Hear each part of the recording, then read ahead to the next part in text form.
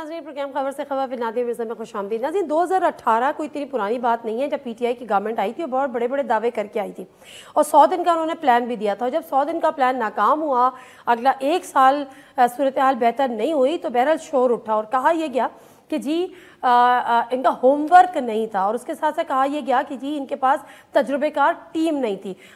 बहुत तनकीद हुई, 3.5 पौने 4 साल मुकम्मल खुलकर तनकीद का उनको सामना करना पड़ा। फिर अब जो एक हुकूमत आई है, बल्कि मखलूत हुकूमत आई है, वो कम अज़ कम 30-35 साल का तजुर्बा रखती है, उनके पास पूरी टीम है। वो सारी ये बातें करके आई थी कि हम ये ख़त्म करेंगे, उनके पास वाज़ेह सूरत हाल थी। लेकिन हालात इस वक्त ये हैं कि हर तरफ ये बात हो रही है कि पाकिस्तान दिवालिया होने के करीब है। ये कोई छोटी बात नहीं है। मैं मुख्तसरन गैस का तारुफ करने के बाद आपको बताऊंगी कि बेसिकली जब हम ये बात करते हैं कि दिवालिया होने के करीब है तो उसका मतलब, इस पर हम अपने ज़रा गैस से बात करेंगे, थोड़ी पॉलिटिकल सिचुएशन पर भी बात करेंगे। ज्वाइन किया है अंदलीब अब्बास साहबा ने, MNA PTI की, कैसर अहमद शेख साहब MNA PMLN के, शब्बर जैदी साहब सीनियर इकोनॉमिस्ट हैं। ये तमाम मेहमानों का बहुत बहुत शुक्रिया प्रोग्राम में ज्वाइन करने का। शब्बर जैदी साहब, इससे पहले कि मैं आपकी तरफ आऊँ, कुछ चीज़ें हैं जो मैं अपने नाज़रीन के सामने रखना चाहती हूँ, फिर आपसे इसकी तौसीक़ चाहूँगी या जो भी आपकी राय होगी उस पर आपकी राय बेसिकली जानूँगी कि जो बार बार ये बात की जा रही है कि पाकिस्तान दिवालिया होने के करीब है, क्या वाकई पाकिस्तान दिवालिया होने के करीब है? और दिवालिया होना होता क्या है? कोई भी मुल्क उस वक्त दिवालिया होता है जब उसके बाद अदायगियों के लिए ज़र मुबादला के ज़खायर ख़त्म हो जाए। इस वक्त स्टेट बैंक के पास 10 अरब 30 करोड़ डॉलर, कमर्शियल बैंक्स के पास 6 अरब 6 करोड़ के ज़खायर हैं, जो पाकिस्तान की सिर्फ तकरीबन 1 माह की दरामदात के लिए काफ़ी हैं। ज़खायर में कमी की वजह बैरूनी कर्ज़ों की अदायगियाँ हैं। अगर कोई मुल्क दिवालिया हो जाता है तो मालियाती इशारे तय करने वाले इदारे जैसे मूडीज़ वगैरह उस मुल्क की रेटिंग गिरा देते हैं और कोई भी इदारा फिर उनको कोई कर्ज नहीं देता या कर्ज देने से गुरेज करता है। बार बार पेट्रोलियम प्राइसेस की बात हो रही है। खान साहब ने पैसे कम कर दिए थे, सब्सिडी देना शुरू कर दी थी, उसने बहुत बड़ा पाकिस्तान की इकोनॉमी को डेंट लगाया। बैनुल-अक़वामी मार्केट में पेट्रोल की फ़ी बैरल कीमत $107 है, जिसके मुताबिक पाकिस्तान में इस वक्त पेट्रोल की कीमत 220 रुपये और डीजल की कीमत 240 रुपये होनी चाहिए। लेकिन हुकूमत की जानिब से 70 से 96 रुपये पर लीटर सब्सिडी, यानी पेट्रोलियम मसनूआत में 65 अरब रुपए की सब्सिडी दी जा रही है। और जून तक अगर पेट्रोलियम मसनूआत में सब्सिडी दी जाती रही, बिजली की नर्ख में सब्सिडी दी जाती रही, तो 700 अरब रुपए का नुकसान बर्दाश्त करना पड़ सकता है। फौरी हल सिर्फ IMF से कामयाब मुज़ाकरात के नतीजे में मिलने वाली इमदाद है। अब उसकी कड़ी शराइत क्या होंगी और कितनी होंगी, इस पर ज़रा बात करते हैं। शब्बर जैदी साहब, क्या आप इस पे आपकी राय क्या है? क्या वाकई जो बात की जा रही है कि मुल्क दिवालिया होने के करीब है, ऐसे ही है? देखिए नादिया, बहुत शुक्रिया, आपने मुझे मौका दिया। पहले तो मैं ये बात क्लियर कर दूं कि मैं इमरान खान का ज़ाती दोस्त हूं और मैं उनके साथ काम करता रहा हूं और मैं उनकी चीज़ों को की हिमायत करता हूं। पार्टी का मेंबर नहीं हूं मगर मैं उनकी चीज़ों का हिमायत करता हूं। मगर मैंने उनके दौर में, जब वो गवर्नमेंट में थे, तो मैंने कोई 5-6 महीने पहले एक बयान दिया था कि पाकिस्तान एक बैंकरप्ट कंट्री है, अगर आपको याद हो तो। और वो बहुत ज्यादा मीडिया पे चला था जब इमरान खान की गवर्नमेंट थी, ठीक है। और उस वक्त मैंने कहा था कि ये बैंकरप्ट कंट्री है।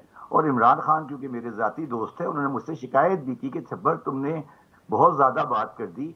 तो मैंने उनको ये उस वक्त भी ये कहा था कि खान साहब, मैं क्योंकि एक अकाउंटेंट हूँ और मैं चीजों को, उस फिगरों को देखता हूँ, तो मैं कोई ऐसी सियासी बात नहीं करना चाहता, मगर मैं आपको ये बताना चाहता हूँ कि ये मुल्क इस तरीके से जिस तरह चल रहा है, आपकी पॉलिसी अपनी जगह पर अच्छी या बुरी जो भी है, मगर ये मुल्क आगे इस तरीके से चल नहीं सकता।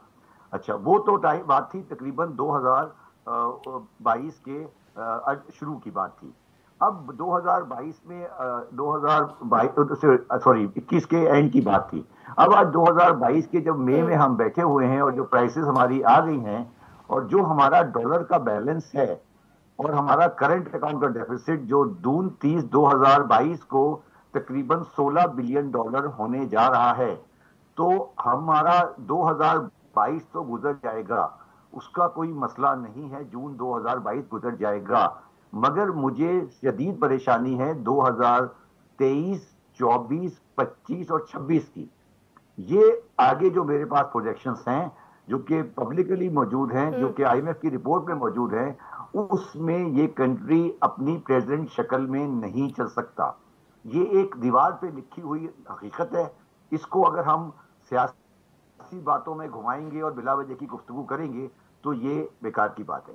दूसरी बात, आप जो पेट्रोलियम प्राइसेस की बात कर रही हैं और ये सब्सिडीज की बात कर रही हैं, ये और प्लीज इसको आप दिवालिया से नहीं मिक्स करें।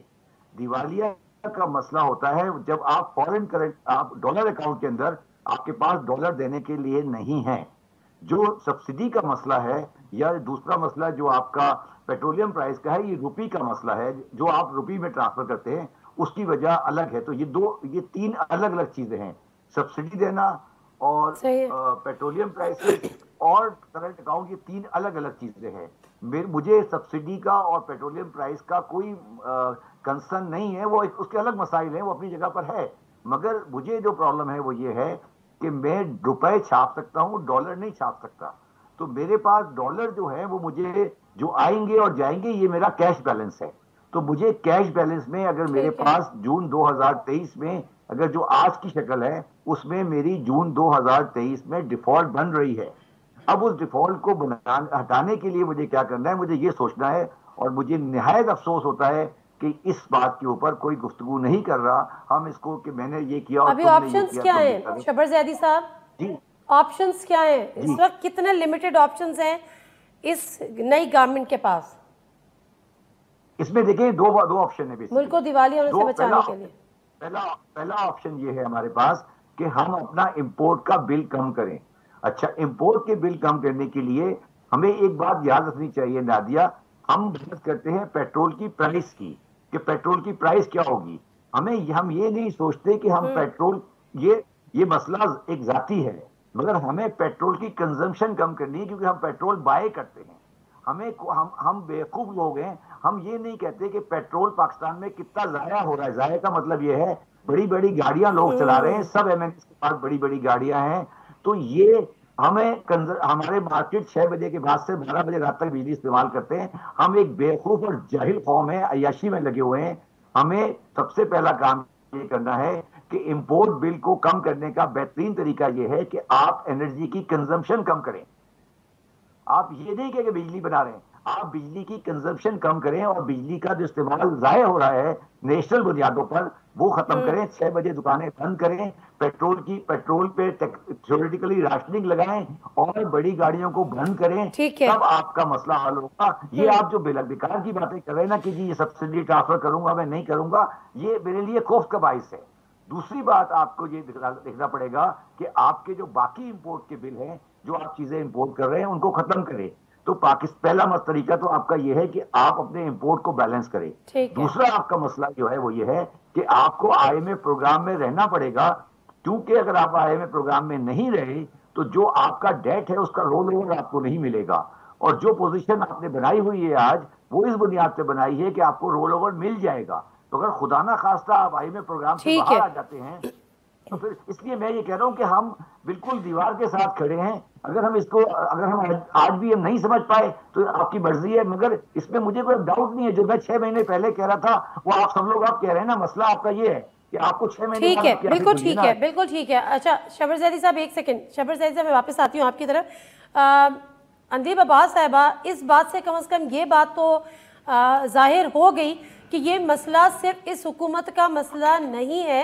ये वही वाली बात है कि 221 में अगर शबर ज़ैदी साहब आपके साथ भी होते थे, आप अभी खुद बता रहे हैं, खान साहब के बड़े ज़ाती दोस्त भी थे, और वो उसकी निशानदेही आज से 6 माह कबल कर चुके थे। संभाल नहीं पाए आप लोग, मिस कैलकुलेशन हुई, क्या हुआ? शुक्रिया नादिया। सबसे पहली बात तो ये है कि हम इकॉनमी, आज भी जो फिगर्स आई हैं आपकी इकॉनमी की, हमने एक इकॉनमी ली जो कि दिवालिया तकरीबन डिक्लेयर हो चुकी थी। मूडीज़ ने नेगेटिव रेटिंग उसको दी थी, रिस्की इंस्टेबिलिटी। हमने 1 साल में उसको स्टेबल किया। उसके बाद कोरोना आ गया। कोरोना में हम ग्रो किए 4%। मतलब उस वक्त जब -8% आप 7.7% इंडिया और यूरोप जो है वो श्रिंक हो रहा था। उसके बाद हमने जब छोड़ी इकॉनमी 5.6% पे थी। एक्सपोर्ट्स अभी भी इस वक्त कोई 26 बिलियन है और आपकी 30 से ऊपर जाएगी। आपके रिजर्व्स सबसे हाईएस्ट थे। आपकी टैक्स कलेक्शन जो थी वो आपके राइवल्स भी, मिफ्ता इस्माइल साहब भी कहते हैं कि जी बड़ा ज़बरदस्त टैक्स का निज़ाम था कि 6100 टैक्स कलेक्ट हुआ।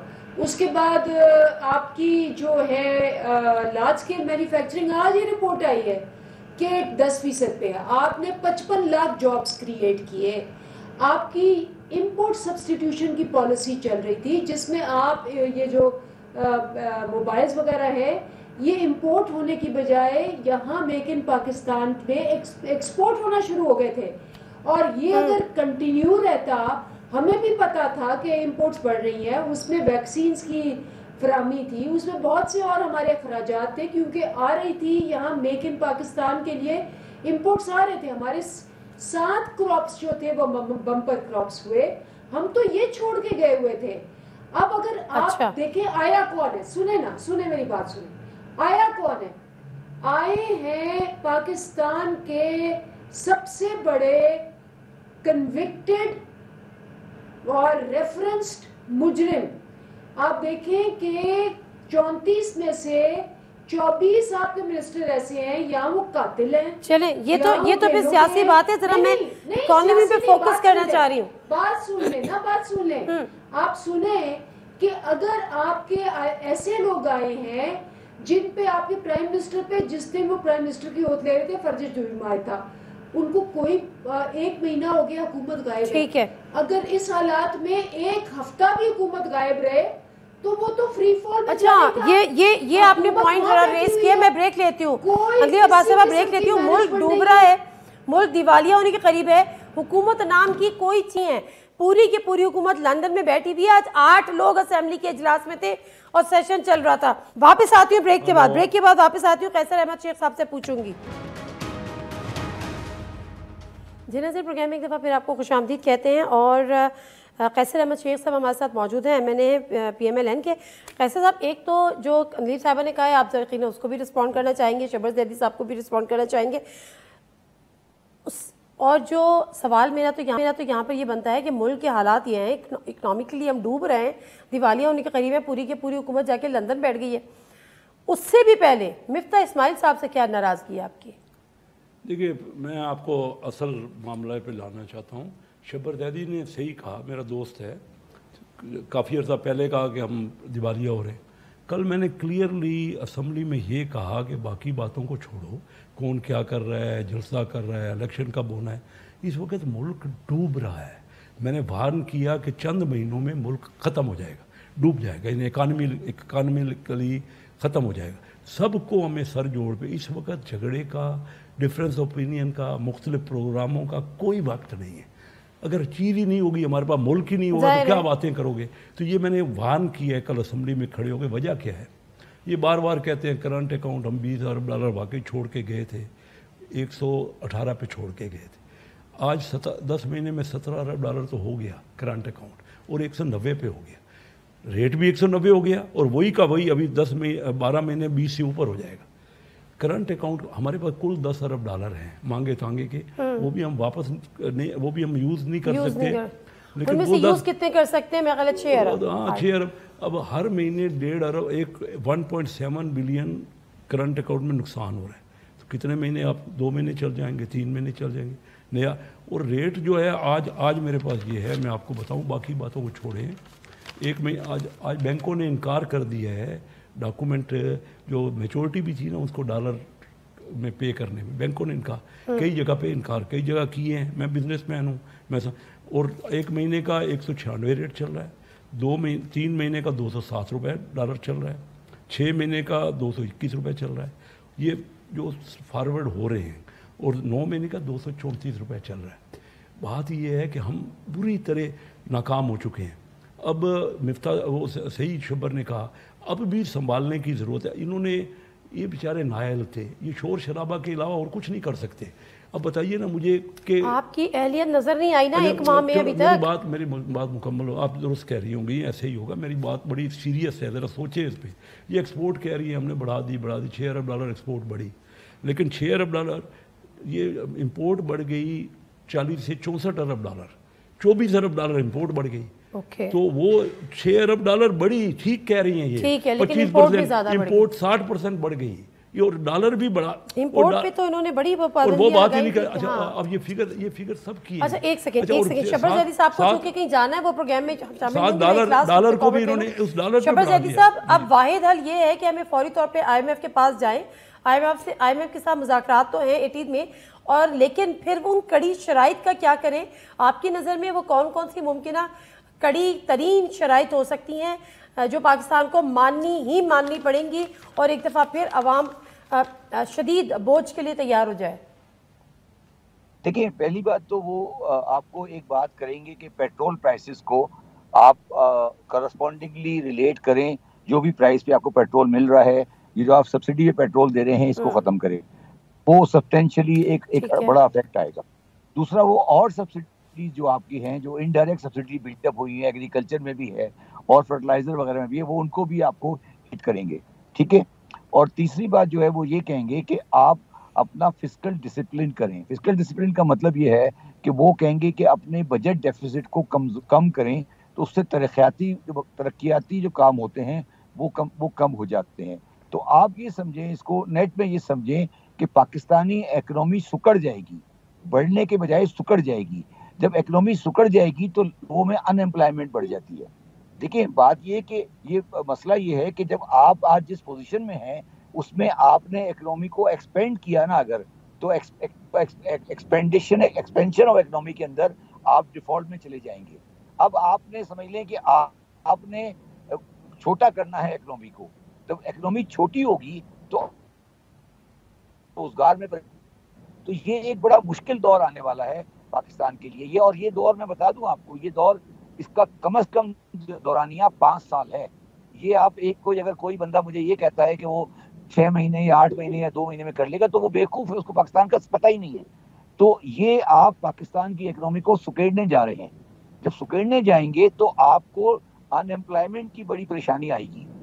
तो ये आपको देखना है, अवाम को ये चीज तैयार रखनी चाहिए कि वो अब ठीक है, पूरी कौम को परेशानी में जाना है, अनएम्प्लॉयमेंट की भी और पेट्रोल प्राइसेस की इंक्रीज में भी। ये हमें याद रखना चाहिए, और महंगाई में भी। अच्छा, इसके लिए पॉलिटिकल स्टेबिलिटी का होना कितना जरूरी है? जरा वन लाइनर दे दें, टाइम थोड़ा सा कम है शब्बर जैदी साहब।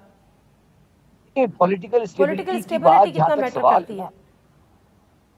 पॉलिटिकल स्टेबिलिटी मैटर करती है इस चीज में कि अगर पॉलिटिकल स्टेबिलिटी आती है तो शायद पाकिस्तान में जो बाहर से इन्वेस्टमेंट का इनफ्लो हो या डॉलर बाहर से आते हैं वो बढ़ जाता है। तो वो पॉलिटिकल स्टेबिलिटी इसके लिए जरूरी है।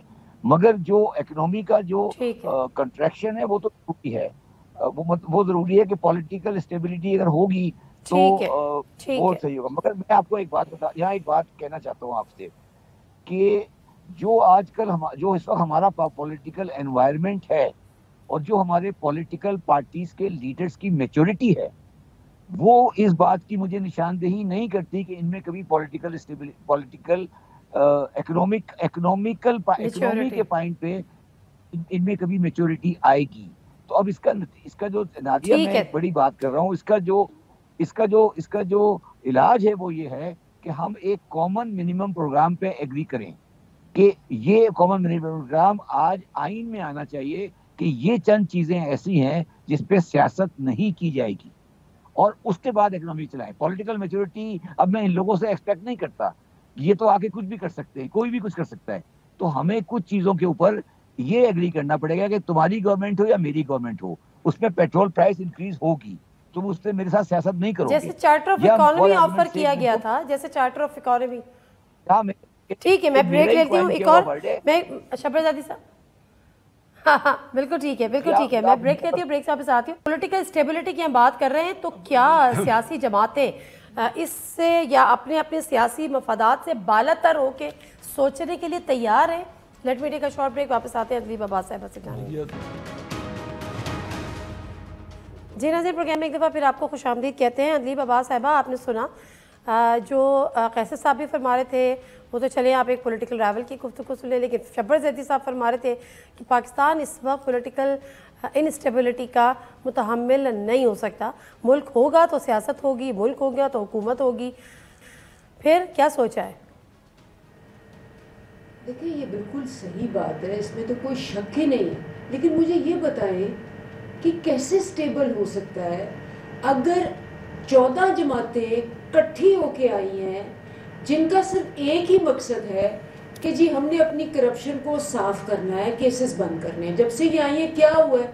इकोनॉमी का किसी को कोई कदम उठाया है? मुझे बताएं। ये तो बाहर गए हुए हैं, भागे हुए हैं।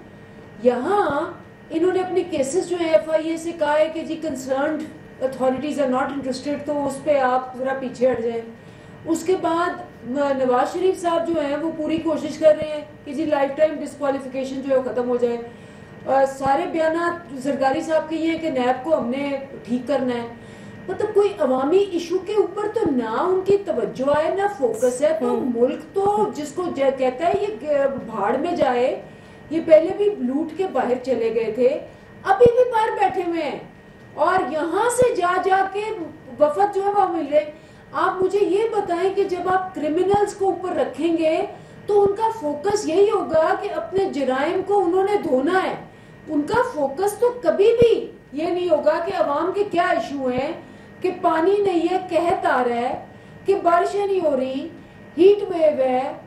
फॉरेन एक्सचेंज को देखें, उनको तो नहीं है कि जी बिजली 22 रुपए से 30 रुपए हो रही है, आपका स्टॉक एक्सचेंज 4000 पॉइंट नीचे हो गया है, आपका आटा 20 रुपए महंगा हो गया है, आपका घी 30 रुपए महंगा हो गया है, आप मुर्गी जो है 350 से 650 रुपए पे चली गई है, खाद 1000 रुपए ज्यादा एक्सपेंसिव हो गई है।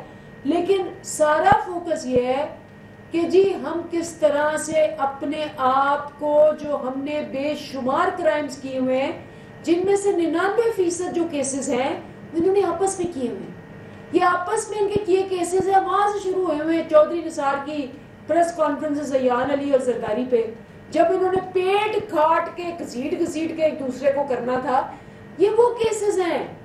अब मुझे ये बताएं कि जब ऐसी हुकूमत होगी और सारी दुनिया जो एनालिस्ट हैं वो ये देख रहे होंगे कि कोई फोकस नहीं है मुल्क के ऊपर, कोई डायरेक्शन नहीं है, कोई किसी किस्म की अगर आपको पॉलिसी मिल रही हो, कोई मुझे बताए अभी तक काबीना मुझे एक और बात आपसे जाननी है अंजीर साहबा। के रहमो करम पे अपने मुल्क को छोड़ा होगा और आप सिर्फ अपने जराइम और अपने पैसे को की हिफाजत करने के लिए आनिया जानिया कर रहे होंगे, तो मुझे बताएं कि क्या मुल्क का हाल होगा। मतलब आप लोग, मुझे समझ नहीं आता चार्टर ऑफ इकोनॉमी को क्या बात होगी। जो शब्बर जैदी साहब ने बात की है कि कुछ चीज़ें हमने ऐसी रखनी पड़ेंगी कि सियासी मुखालफे अपनी जगह मुखालफत, लेकिन उन चीज़ों को टच नहीं कर सकते जिसमें चार्टर ऑफ डेमोक्रेसी को सेकेंडरी कर लें लेकिन चार्टर ऑफ इकोनॉमी को प्रायोरिटी दे लें। क्या आप लोगों को ऑफर नहीं की गई थी PMLN की जानिब से कि आइए चार्टर ऑफ इकोनॉमी करते हैं? तो वो आपने देखा क्या हुआ? हमने कहा जी आपने हाँ नहीं किया, आपने कदम ही नहीं बढ़ाया, आपने वेलकम नहीं किया। ये आप देखें इन्होंने आके क्या कहा, वो आपको 1000 दफा हम सारे दिखा चुके हैं।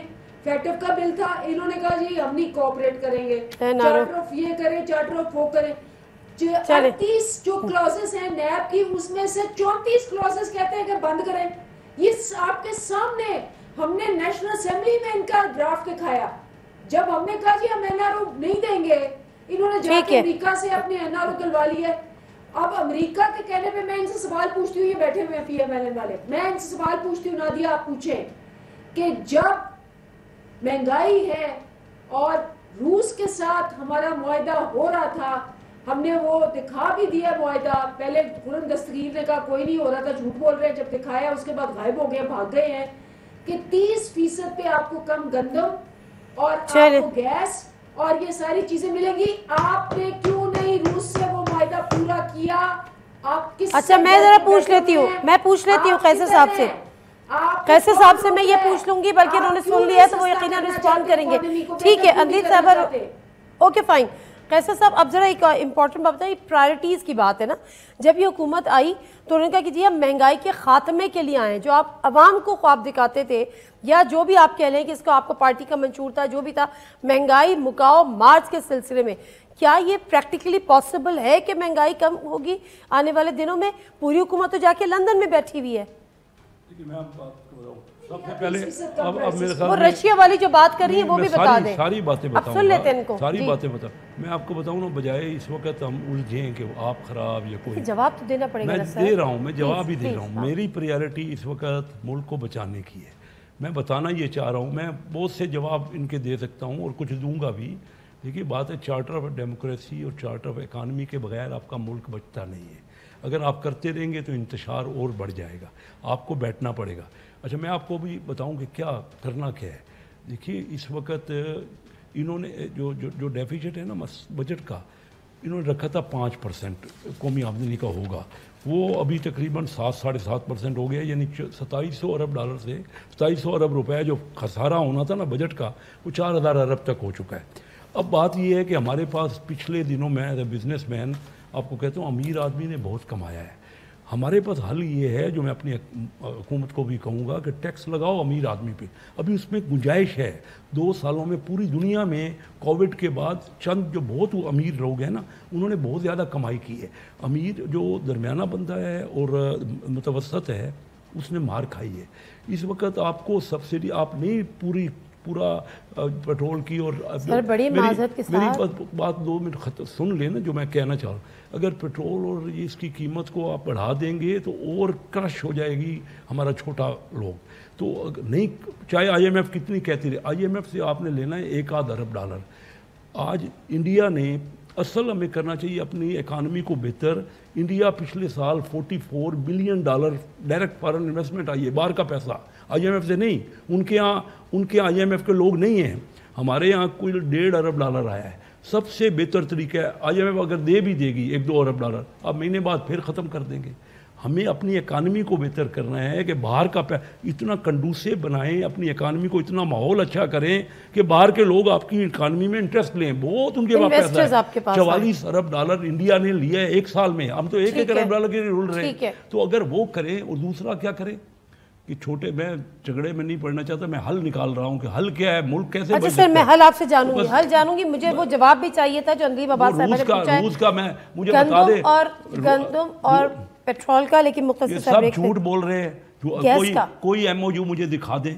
अगर पहले हो तो मैं भी बिजनेस जानता हूँ, किसी भी मुल्क के पास जाते हैं ना, पहले MOU बनता है। अच्छा ठीक है, ज़बानी बातें ठीक है। अब यहाँ पर अब मैंने एक बात और करना, एक सेकंड, मुझे ब्रेक लेना है, बार-बार ब्रेक के लिए कहा जा रहा है। मैं ब्रेक के बाद शब्बर ज़ैदी से आपके पास वापस आती हूँ। पॉलिटिकल स्टेबिलिटी हो रही है, चार्टर ऑफ इकॉनमी की बात हो रही है।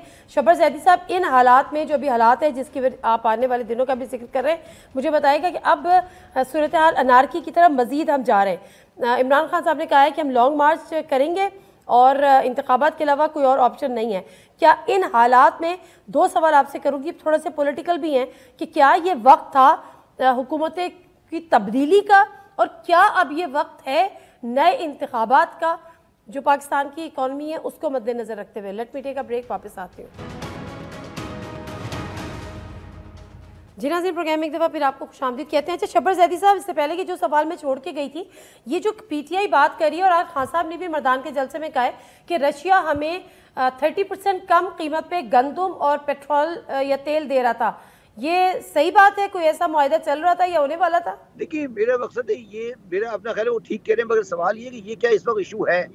मगर वो देखिए, मैं नहीं समझता कि कोई, मेरी नज़र में कोई, अभी ठीक है उन्होंने शायद खान साहब ने बात की हो, मगर इसका मुझे कोई डॉक्यूमेंट्री एविडेंस मेरे पास नहीं है, क्योंकि शायद वो बात अभी होनी थी और हो रहा था। हम इस पे कमेंट नहीं कर सकते। मगर नादिया, मैं यहाँ एक बात बिल्कुल कहना चाहता हूँ बिफोर, क्योंकि मेरी बात शायद गलत कॉन्टेक्स्ट में चली जाए। आप ये बात मेरी नोट कर लें रिकॉर्ड के लिए कि ये जो जिस हालात में इमरान खान साहब ने गवर्नमेंट संभाली थी, ये सारा गंद जो फैलाया हुआ था वो इमरान खान का नहीं था, बल्कि उनका था जो आज इख्तिदार में है।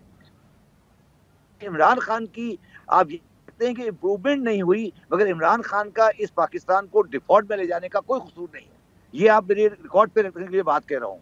इस 4 साल का गवर्नमेंट ने करेक्शन जरूर की है, या आप करें करेक्शन स्लो की है, मगर ये पाकिस्तान को जिस गंद में डला हुआ आज आया है, इसका कसूरवार इमरान खान नहीं है, इसका कसूरवार पीपल्स पार्टी और PMLN है। इमरान खान का सिर्फ इतना कसूर है कि उसने उस 4 साल में ये नहीं बताया पाकिस्तान को कि उन्होंने मईशत के साथ क्या किया है। इमरान खान ने गलती ये की है, वो इस बात पे लगा हुआ है कि शहबाज शरीफ की अज़ादारी की जाती करप्शन क्या है। मेरा ये point of view Imran Khan को हमेशा से रहा है कि आप ये बताएं कि इन्होंने माशी करप्शन क्या की है। ये जो 20 साल से बैठे हुए हैं, इन्होंने तो मुल्क तबाह किया है। ये तो इनकी इकोनॉमिक पॉलिसी तो मैं कभी समझने के लिए तैयार ही नहीं हूँ। तो ये एक अलग है। मगर मैं आगे एक और पाकिस्तान में आने वाले इलेक्शन इलाज नहीं है। पाकिस्तान को अगले 5 साल में एक मिसाक़े मईशत कॉमन मिनिमम प्रोग्राम में जाना पड़ेगा, और जो भी गवर्नमेंट 23 में या 22 में जब भी आएगी वो निहायत गैर पॉपुलर इक़दाम करने पड़ेंगे, और वो उसके लिए सोसाइटी होगी। मगर चीजें हैं, अलग चीज है, और मईशत इस वक्त अलग हो गई है, और इस पे हमें सोचना पड़ेगा। जी ठीक है। अच्छा, अब लास्ट क्वेश्चन शहबाज ज़ैदी साहब, मुझे ये बताएं कि जो आप ये बता रहे हैं कि जो भी इकोनॉमिक सिचुएशन है, ये हम डिफ़ॉल्ट की बात कर रहे हैं, इसका जिम्मेदार पीटीआई की हुकूमत नहीं, पीएमएलएन या पीपल्स पार्टी थी।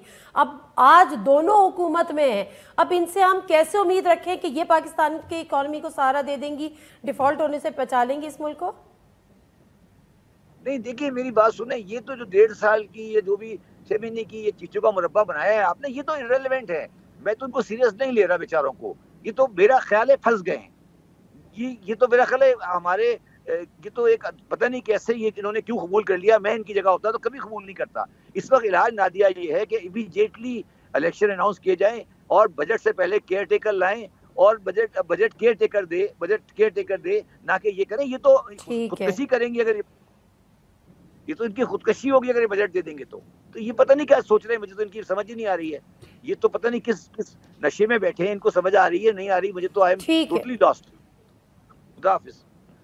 इस पे कोई कमेंट करना चाहेंगे कैसे साहब? जल्दी से वन लाने दीजिए, टाइम सर। देखिए, मैं ये कहता हूँ कि इलेक्शन वाहिद हल है। मैं कहता हूँ क्या इलेक्शन कोई हल नहीं है। मुझे सही कहा शब्बर ने। अभी बाद में वो कह रहे हैं कि बजट से भी पहले आप इलेक्शन करा दें। इलेक्शन से हल वो भी कह रहे हैं कि हल नहीं निकलेगा। कराए तो बेशक अभी कर दे, लेकिन वो हल नहीं है। इससे मसला हल नहीं होगा। ये खुद कह रहा है, शब्बर भी कह रहा है, मैं भी। लेकिन वो आखिर में ये भी कह रहे हैं कि केयरटेकर मैं आपको ये बताऊं कि जो ये भी सही कह रहे हैं कि आज का मसला नहीं है, पिछले 30 साल का मसला है। और क्या इंडिया जो है वो IMF के पास हर वक्त जाता है या उनके बंदे आते हैं हमारे मुल्क में? और हम जो थे, हम में से तो सारे का सारा, हम पीपल पार्टी और PTI सब IMF के लोग आते रहे। अब भी IMF के लोग बैठे। मिफ्ता इस्माइल IMF, बिल्कुल IMF का बंदा है। और IMF का आपके अपने लोग, मिफ्ता इस्माइल को अपनी हुकूमत के वजीर खजाना को कह रहे हैं कि वो IMF का बंदा है। मैं कह रहा हूँ कि IMF आया है, रहा है, मुलाजमत करता है IMF में। इसमें कोई शक है? बताओ, मैं जानता हूं उनको।